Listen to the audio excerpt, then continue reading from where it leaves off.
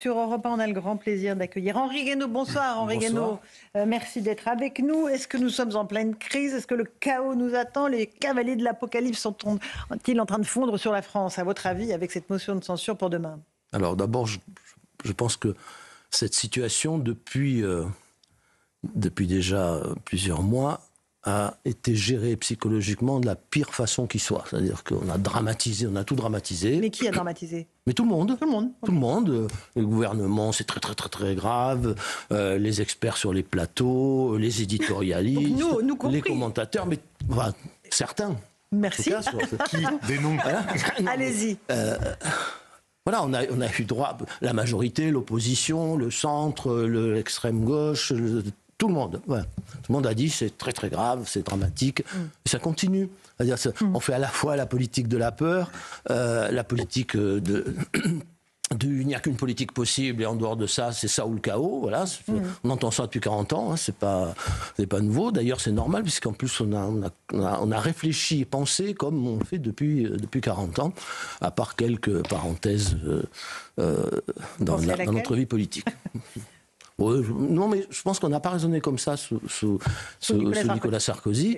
Sinon, la crise aurait emporté le monde et la France. Mais un peu à la fin, vous savez, quand certains dans le gouvernement voulaient 60 milliards d'augmentation des impôts pour 2011, parce qu'il y avait du déficit, ce qui n'est pas étonnant quand on a traversé à la fois la crise de 2008 et la crise de l'euro.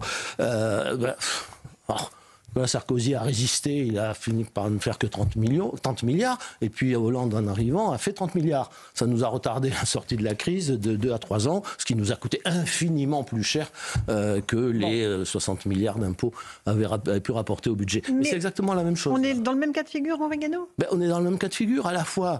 parce que quand on crée après on a eu, vous savez, on a vu aussi l'hystérie du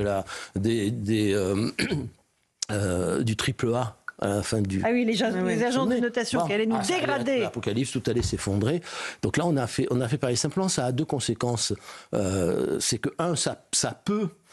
créer des anticipations autoréalisatrices sur les marchés. Il faut savoir ce qu'est un marché financier. Là, tout le monde en parle, mais personne n'explique ce que c'est. Personne ne connaît un marché financier. Non, mais le marché financier... mais c'est important puisque c'est l'argument. C'est un argument qu'on ressort sans arrêt. Ah, mais les marchés vont pas aimer. Ah, mais les marchés vont nous sanctionner. Ah, mais les marchés vont nous attaquer. Sans arrêt. Chaque fois qu'on veut dévier de la politique de la pensée unique et du cercle de la raison, on a devant soi le monstre terrible des marchés. Alors, la finance internationale et globale qu'on a créée est effectivement monstrueuse. Mais un marché, c'est quoi? Un marché financier, c'est le marché secondaire c'est essentiellement le marché secondaire des actifs et en particulier de la dette. Et sur ce marché, pour gagner de l'argent, il faut non pas avoir raison sur la situation économique et sur les prévisions de conjoncture, de capacité à payer. Non, il faut vendre avant les autres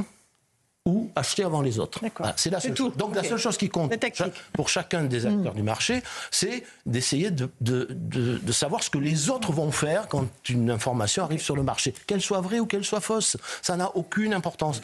Donc la psychologie est ce qui compte le plus sur ces marchés. Si vous ne faites pas attention et que vous racontez n'importe quoi, ma dette est pourrie, je suis en faillite, etc., ils vous achètent, ils vendent, hein, voilà, ils vendent, et les taux montent. Bon. Voilà. Mais alors, ça veut dire que vous êtes plutôt d'accord avec ce qu'a fait Marine Le Pen, Henri Guénaud, au fond, cette motion de censure? Oui, mais je pense que ce qu'elle a dit n'était pas faux. C'est-à-dire que, non, manifestement, on ne va pas aller vers le chaos, enfin pas tout de suite. Hein. Après, il y a le problème politique qui lui peut être un motif d'inquiétude pour les marchés, pour tous les acteurs économiques, hein, pas seulement les acteurs des marchés financiers. Et on voit que déjà ça a gelé, on a gelé les investissements depuis longtemps, mais il faut bien comprendre que si les déficits se sont creusés, c'est pas à cause d'une erreur de prévision. Les déficits se sont creusés parce que les recettes fiscales se sont effondrées. Elles se sont effondrées parce que l'activité s'est ralentie. Et depuis des mois, là, on ne cesse de tout faire pour qu'elle se ralentisse encore plus. Mais on voit bien, hier, on a annoncé la motion de censure et donc la chute du gouvernement. Les marchés ne sont pas partis en vrille. Hein.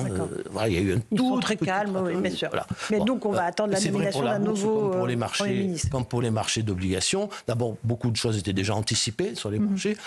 Et voilà. D'ailleurs, quand les taux se sont écartés entre la France et l'Allemagne, ça correspond exactement au moment de la dissolution. Voilà, pas du tout à la découverte des 3 000 milliards. Bon, bien sûr, c'est un problème, les 3 000 milliards. Mais on ne va pas le résoudre avec un seul budget et en augmentant les impôts. Voilà, vous avez au moins 50 milliards de prélèvements en plus ou d'équivalent de prélèvements dans le budget tel qu'il était annoncé, sans qu'on sache d'où sortent le chiffre de 60 milliards. Personne n'est capable de l'expliquer. Mais c'est parce qu'il y a les impôts proprement dit, et puis il y a les économies qui, en fait, agissent exactement comme des prélèvements. Quand vous n'indexez pas les retraites, c'est comme si vous faisiez un prélèvement sur les retraités. Quand vous réduisez les charges, les exonérations de charges sur les salariés des bas salaires, c'est exactement comme si vous augmentiez les impôts. Donc... J'aimerais attirer votre attention sur ce qu'a dit Emmanuel Macron. Il est en ce moment en voyage en Arabie Saoudite. Il s'est confié aux journalistes. Alors, il dit des choses assez incroyables. Il dit « Je n'ai jamais fait de politique fiction. J'essaye d'être un esprit simple et cohérent. » Le 9 juin, c'était une décision réfléchie. Donc, à savoir la dissolution. Ça, c'est une information. Je voulais redonner la parole au peuple. Le peuple français a pris ses responsabilités. Travailler ensemble, dit-il aux députés. Je ne peux pas croire au vote d'une censure. Je fais confiance à la cohérence des gens. Je ne peux pas croire que le Rassemblement national vote une motion de censure du NFP qui, dans les motivations, insulte son programme et ses électeurs. Ça serait un vote d'un cynisme insoutenable. Sur François Hollande, petite pique au passage, quelle perte de repères. Et il continue après sur son propre sort en disant que évidemment il n'est pas question qu'il démissionne, ce n'est pas à la hauteur. Il dit qu'il sera président jusqu'à la dernière seconde. Henri Guénaud. Alors il y a deux choses dans ce... Deux choses différentes. La première, c'est son analyse de la situation politique et sa leçon de morale dont on pourrait se passer, parce que c'est quand même lui qui a décidé de il dit qu'il voulait redonner la parole au peuple. Non, c'est absurde. Enfin, c'est absurde. La dissolution, on en a déjà parlé sur ce plateau et sur tous les plateaux de télévision. La dissolution, c'est une arme de dissuasion. Voilà. Donc, c'est pas fait pour être utilisé. Sauf quand le gouvernement est renversé. 62, le gouvernement Pompidou est renversé. Bon, eh bien, général de Gaulle dissout l'Assemblée et demande au peuple de trancher entre l'exécutif et le Parlement. Là, on l'a utilisé comme une sorte de dissolution de confort. Alors, on a fait des dissolutions parfois pour rendre cohérente la majorité présidentielle et la majorité après les élections présidentielles. Quand on était dans le système du septennat et qu'il y avait un décalage entre les deux.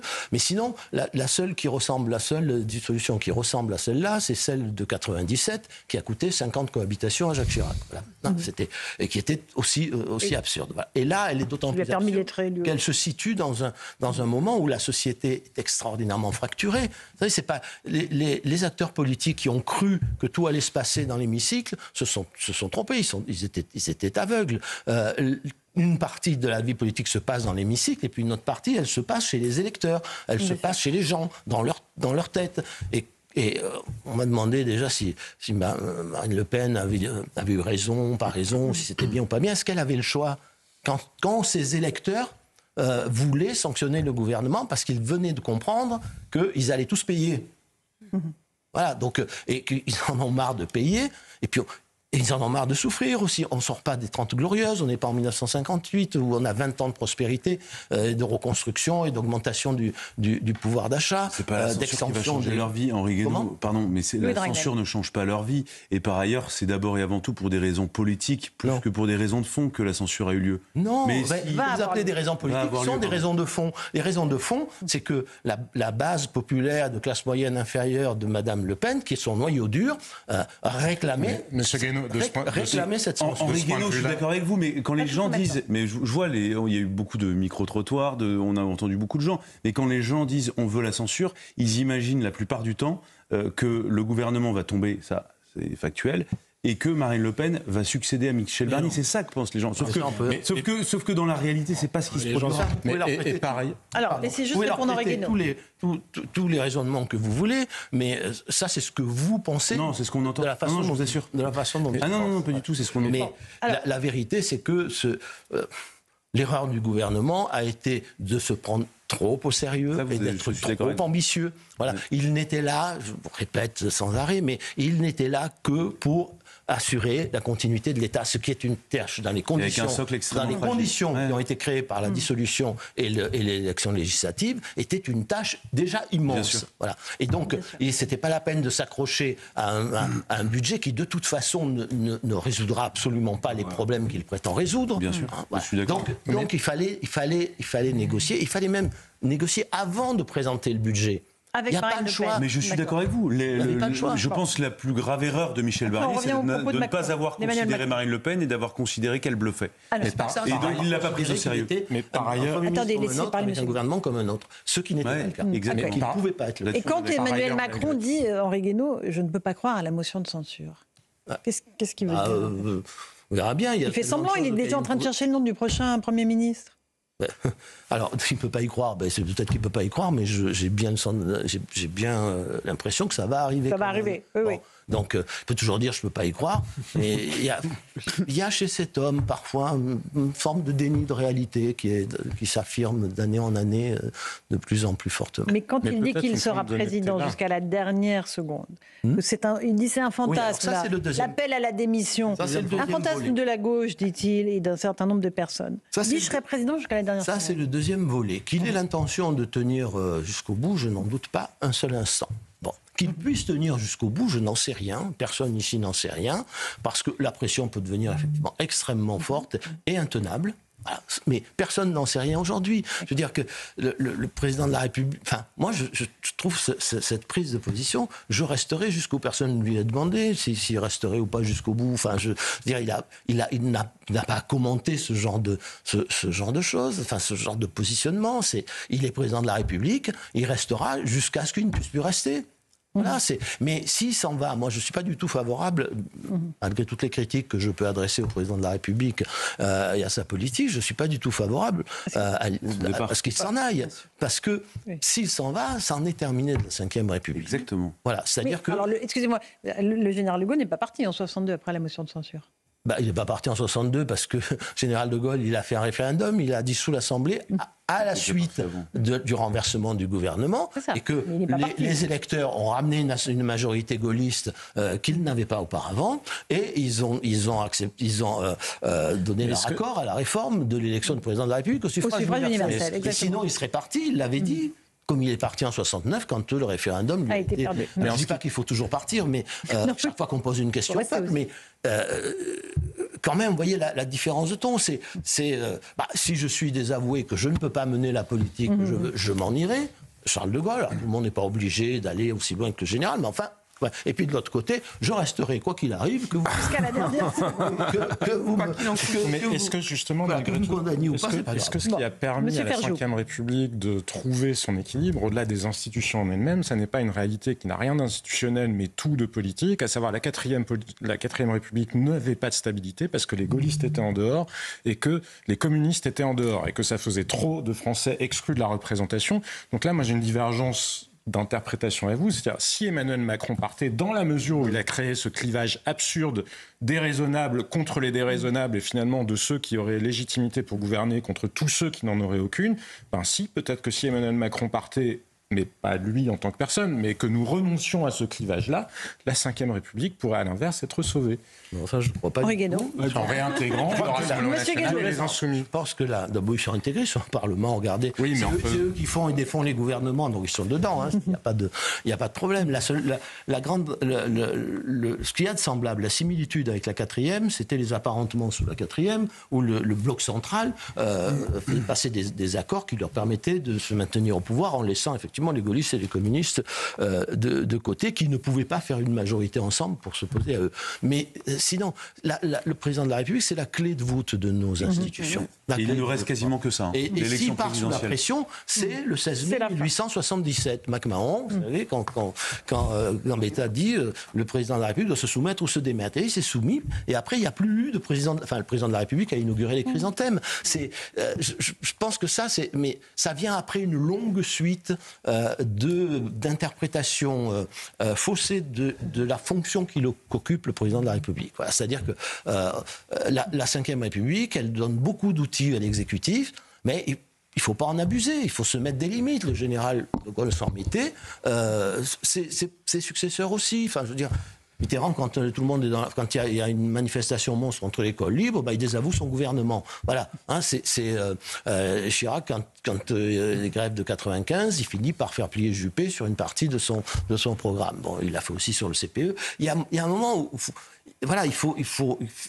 C'est pas parce qu'on a tous les pouvoirs sur le papier qu'il faut les exercer sans limite. Oui, mais... Et le problème là, c'est qu'on les a exercés sans limite. Oh. C'est aussi l'aboutissement de toutes les réformes débiles, il n'y a pas d'autre mot, qu'on a fait de la Constitution. Bon, alors, ou de la loi, mais qui avait un impact sur les institutions, le non-cumul des mandats, le quinquennat, officiellement pour se rapprocher et rapprocher les politiques des citoyens. Mais voilà le résultat. Il y a un super rapprochement là. Henri Guénaud, vous avez dit vous-même que la pratique des institutions, selon le général de Gaulle, ça aurait été quand même de partir après une dissolution ratée. Donc je ne vois pas pourquoi ça mettrait fin à la Ve République. Ce serait plutôt justement un retour aux pratiques qui devraient être celles de la Ve République. On voit bien qu'il va partir par là, il partira sous la pression. Bon, premièrement, et deuxièmement, on n'est pas du tout dans le même climat. On va vraiment avoir une élection présidentielle dans ce climat-là en 30 jours, hein, dans les pires conditions qui soient. Et vous croyez qu'après la crise institutionnelle ouverte par la démission presque forcée, parce que ça se passera comme ça si ça doit se passer, du président de la République, vous aurez un président de la République, quel qu'il soit, mal élu, dans un climat délétère. Bon, qui pourrait être renversé pour les mêmes raisons 4 mois plus tard. Non, mais à partir du moment où vous créez une brèche et que pour la première fois, vous considérez qu'un président de la République peut ne pas terminer son mandat. C'est pas la première fois, De Gaulle n'a pas terminé le sien. Dans la période récente. Non, mais honnêtement, compte tenu des circonstances, ça veut dire qu'on se dit que un mandat de 5 ans, en réalité, peut durer moins de temps. Et donc là, éventuellement, ça vous donc on est dans un cycle infernal. Ça me plairait pas. On est dans un cycle infernal.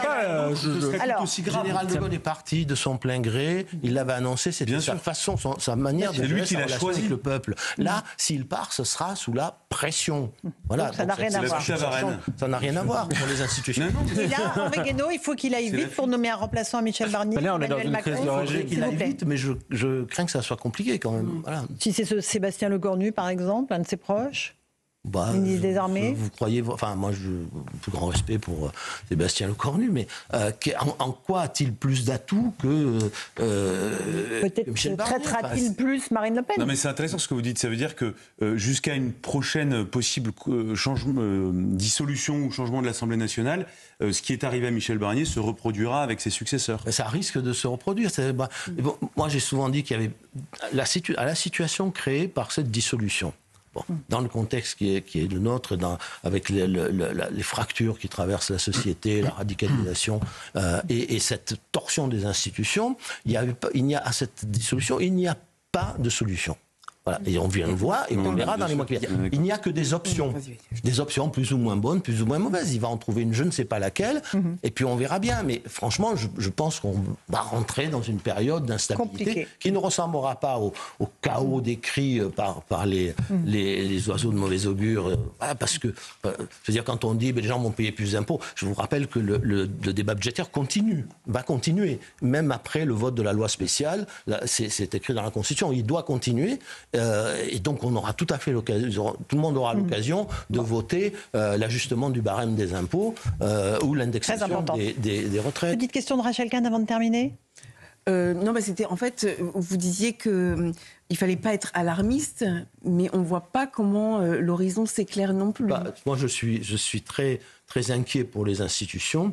Et je ne sais pas comment on sort de la période d'instabilité politique que la dissolution a engendrée. Voilà, mais qui n'est pas que le fait des politiciens, qui est aussi le fait de la société. La société, elle est fracturée. C'est ce que je veux dire aussi quand je dis que tout ne se passe pas dans l'hémicycle, tout ne se passe pas dans les stratégies politiques ou politiciennes des uns et des autres. C'est qu'ils ont tous un électorat.